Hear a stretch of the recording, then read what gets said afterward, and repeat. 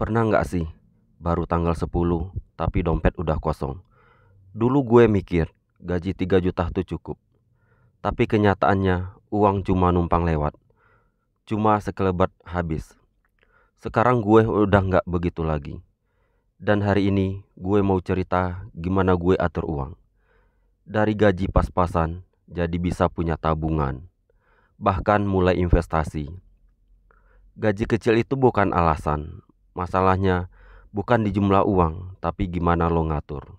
Gue mulai kerja umur 22. Gaji pertama 3 juta. Waktu itu ngerasa kaya. Tapi seminggu kemudian sisa saldo tinggal 30.000.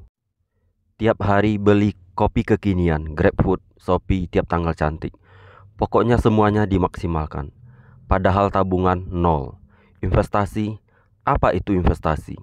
Gue kira dulu ngatur uang itu buat orang kaya. Tapi justru untuk orang-orang kecil, karena gaji kecil, makanya harus pintar ngatur. Pertama, gue ubah budgeting. Gue pakai versi sederhana dari 50, 30, 20, tapi disesuaikan.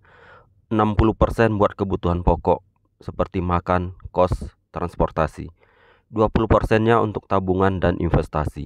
10% buat dana darurat.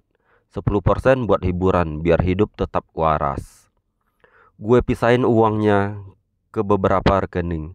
Jadi yang buat hiburan kalau habis ya udah nggak usah nyentuh yang lain. Dulu gue suka top up e-wallet banyak-banyak. Akhirnya jajan tanpa mikir. Nah sekarang gue punya trik. Isi saldo mingguan bukan bulanan. Jadi tiap minggu cuma punya jatah segitu aja. Dan gue uninstall aplikasi belanja selama weekdays. Biar nggak impulsif pas lagi gabut. Gue kira investasi itu butuh jutaan, ternyata salah. Sekarang mulai 10.000 saja udah bisa beli reksadana, emas digital, bahkan saham fraksional. Intinya bukan besar kecilnya, tapi konsistensinya. Gue ulangi, konsistensinya. Gue mulai auto debit 50.000 per bulan.